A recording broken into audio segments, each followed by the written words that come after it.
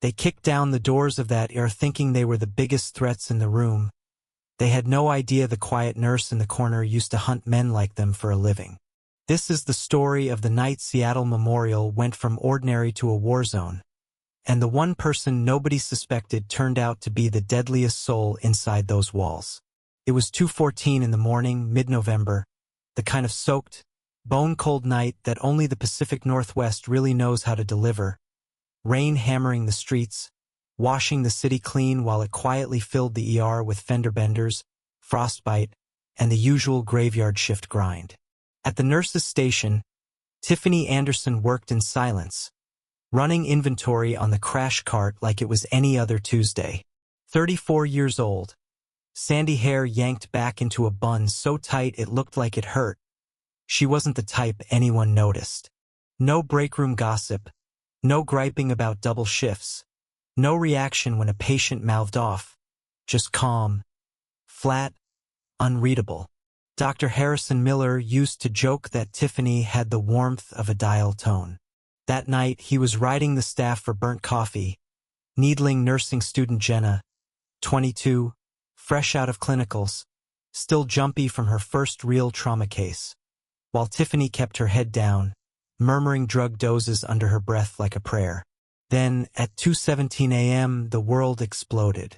A matte black Chevy Tahoe came screaming into the ambulance bay and blew straight through the sliding glass doors before security guard Stan Peterson could even get off his stool.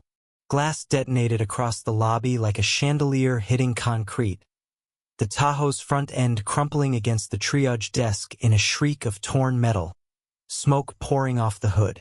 For one frozen heartbeat, the entire ER just stood there, stunned silent. Miller's coffee cup slipped out of his hand and shattered. Jenna screamed, but Tiffany didn't flinch. Her pulse actually dropped. Her eyes went wide and sharp, locked on the truck doors while everyone else ducked for cover. She dropped low instead, balanced, watching. For men spilled out of the wreck, and these weren't your average stick-up guys in ski masks. They were kitted out in full tactical gear, plate carriers, Kevlar helmets, short-barreled rifles rigged to spit full auto. Out front was the leader, Alaric, a slab of a man with a snake tattoo coiled up his neck, screaming for everybody to freeze.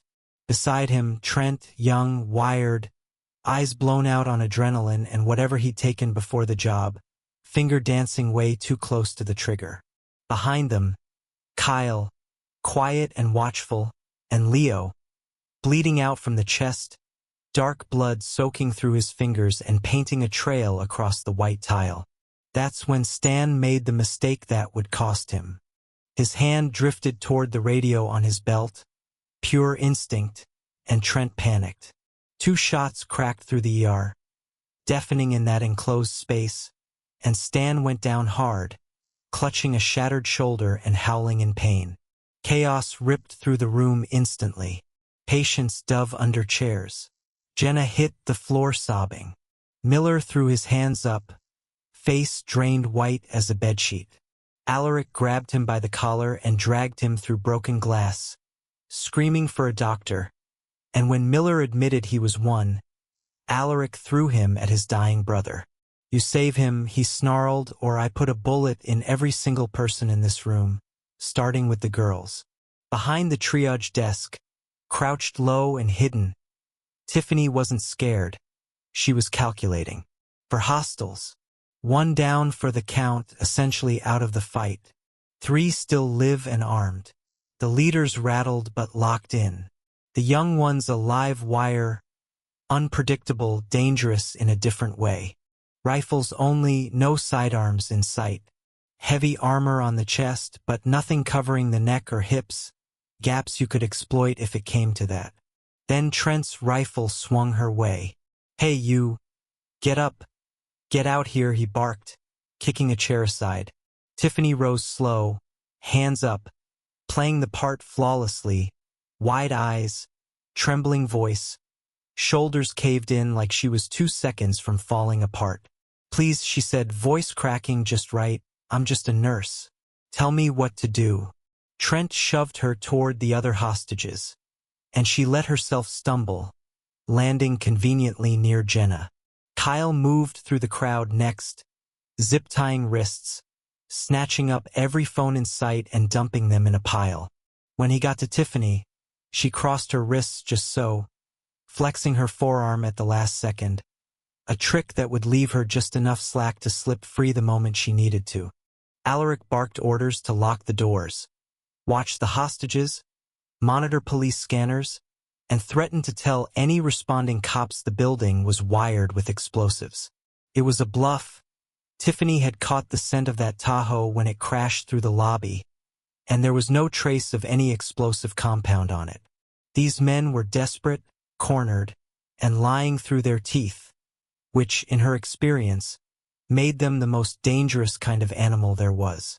And as she watched Leo's chest rise unevenly on the gurney, watched the fear crawling across Dr. Miller's face, Tiffany understood something the gunman hadn't figured out yet. This wasn't going to end the way they thought it would. The steel delivery doors at the back of the ER groaned, then buckled inward with a screech of tearing metal, a hydraulic ram tearing the hinges apart. 30 seconds, maybe less, before that room turned into a slaughterhouse. Alaric yanked Jenna back by her hair, using her as a shield, screaming at Trent and Kyle to cover the doors and shoot anything that moved through the smoke. Trent was barely holding it together, hyperventilating, backed against the wall near the medical gas manifold. Finger twitching on the trigger of a rifle he could barely keep steady. Tiffany knew the math. 3 panicked amateurs against a dozen trained cartel shooters meant the hostages wouldn't survive the crossfire. Not a chance. She needed chaos, and she needed darkness to make it work. Dr. Miller, she whispered, barely audible over the groaning steel. He looked up, pale and shaking. When the lights go out, pull Leo off the bed. Get under the frame and don't move. Before he could ask why, she was already gone, not running, gliding, moving the way years of close quarters training in blacked-out compounds had taught her, crossing the room without a sound. She slipped behind a privacy curtain and vanished from Alaric's sight line entirely, reaching the electrical subpanel in seconds. Everyone's attention was locked on the doors. Nobody was watching the quiet nurse. She ripped the panel open and slammed the main breaker down. The trauma bay dropped into total, suffocating darkness. Who cut the power? Kyle shouted, panic cracking his voice. The backup generators would kick the emergency lights on in 10 seconds. Tiffany only needed 5. She closed the gap to Trent in 2 silent strides, grabbed the hot barrel of his rifle and shoved it toward the ceiling before he even registered she was there, then drove the scalpel precisely into the nerve cluster under his arm.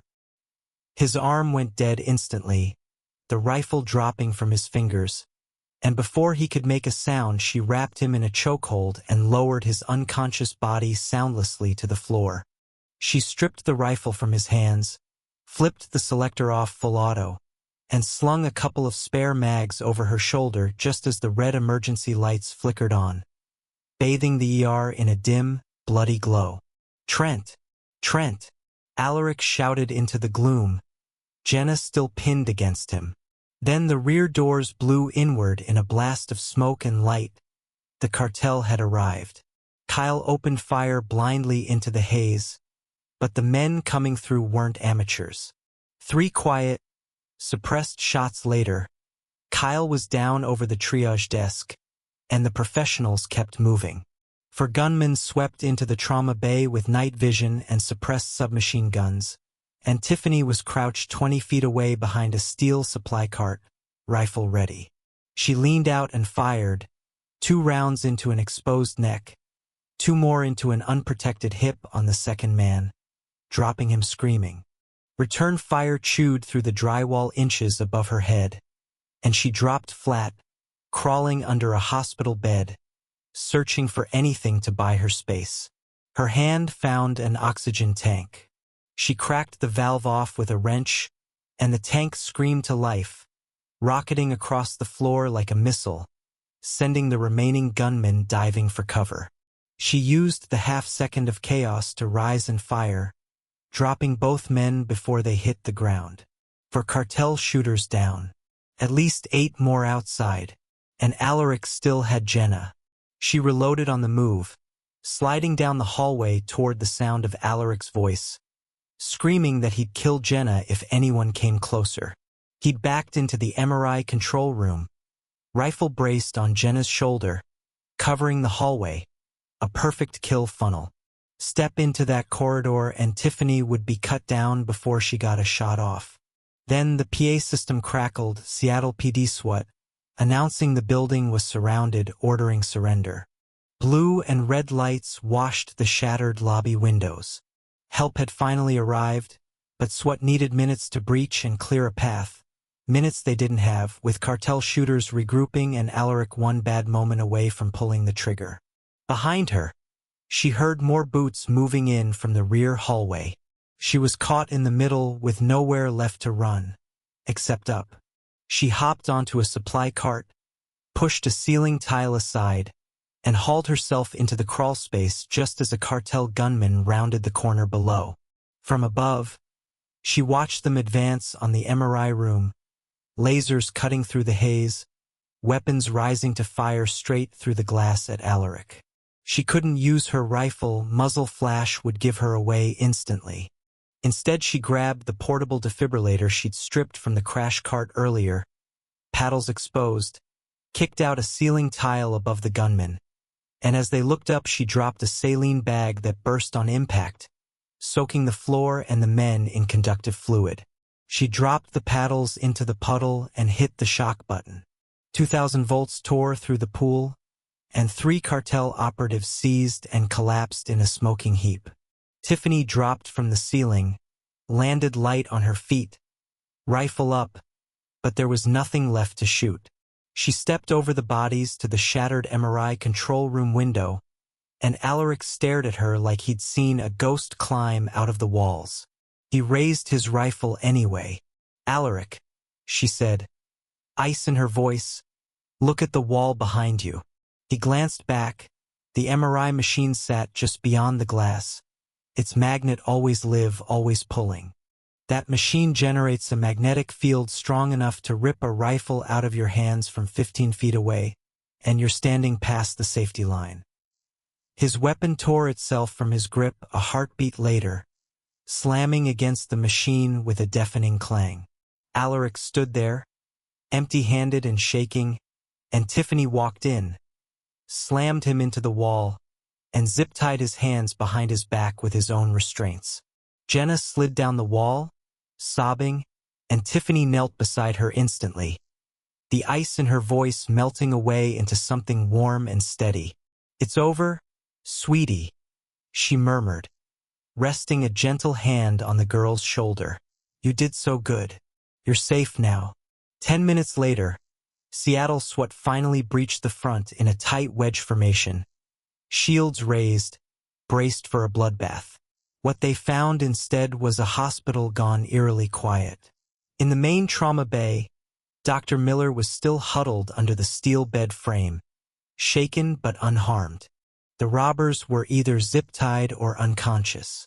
The cartel hit squad lay scattered through the hallways, taken down by precise gunshots, blunt force, and electrical burns nobody in that department could begin to explain.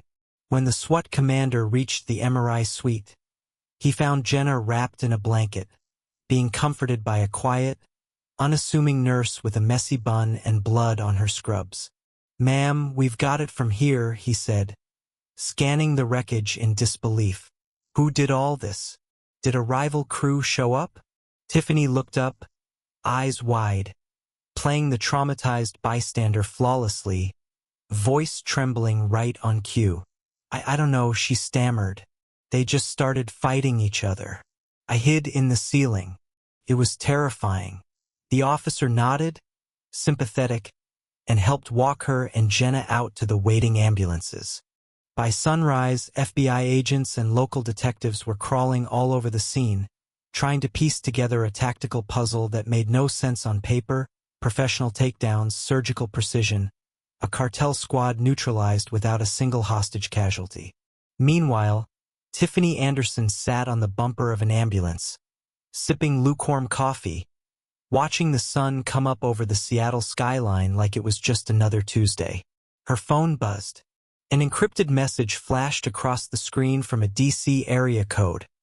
Heard Seattle PD got a miracle today. You keeping busy, operator? She smiled faintly, deleted the message without replying, and took another sip of hospital coffee that tasted just as bad as it had 6 hours earlier. Nobody in that ER would ever know the truth about the woman who'd saved them. That the quiet nurse who barely spoke in the break room had once run black ops missions most people would never believe existed. To them, she'd always just be Tiffany from Trauma Room 3. But for one impossible night, she'd been something else entirely. The last line of defense standing between a room full of innocent people and men who never should have walked through those doors. What a wild ride. From a quiet overnight shift to a full-blown tactical showdown, Tiffany proved you should never, ever underestimate the quiet one in the room. If this story had you on the edge of your seat, hit that like button, share it with somebody who loves a good twist, and subscribe for more stories like this one. What would you have done in Tiffany's shoes? Drop it in the comments below. What nobody in that hospital could have known was the road that led Tiffany Anderson to Trauma Room 3 in the first place. 6 years earlier, she'd been someone else entirely, not Tiffany the quiet nurse, but a call sign whispered only in secure briefing rooms, one of a handful of women who'd ever made it through the brutal selection pipeline for a Tier 1 medical operator slot. She'd patched up gunshot wounds in the back of blacked-out helicopters over Kandahar, run trauma care under fire in compounds where the walls were still warm from breaching charges, and learned the hard way that the difference between a hero and a body bag usually came down to fractions of a second and the ability to think clearly when everyone else's mind had gone white with panic. When she left the service, she didn't tell her new co-workers any of it. She didn't tell them about the citations, the classified operations, the nights she couldn't talk about even if she wanted to. She became, on purpose, forgettable, the nurse who counted her inventory in silence, who never joined the gossip, who Dr. Miller joked had the warmth of a dial tone. It was armor, just a different kind than Kevlar. Nobody suspected the woman restocking the crash cart at 2 in the morning had once kept soldiers alive in firefights that never made the news.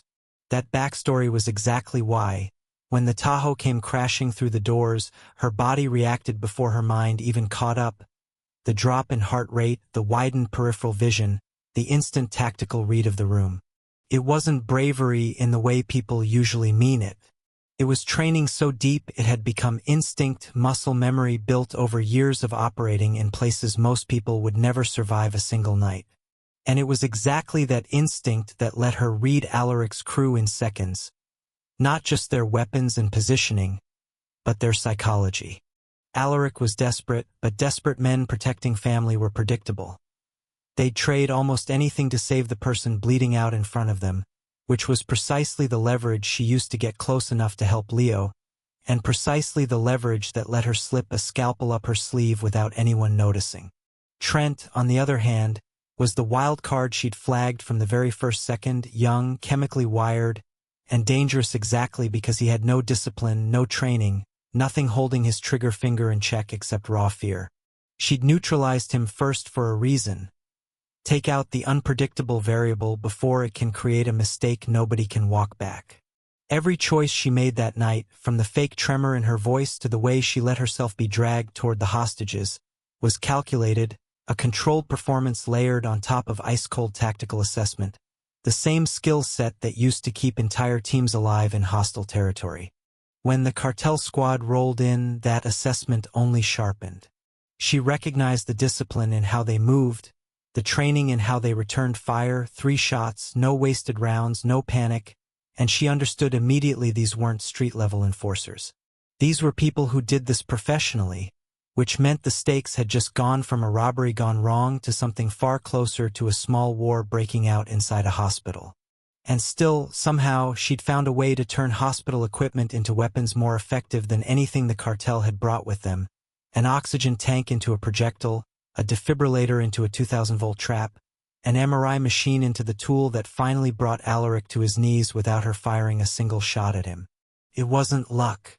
It was someone who'd spent years learning how to use whatever was in the room, because in the field, you don't always get to choose your weapons, you learn to make weapons out of whatever's within reach.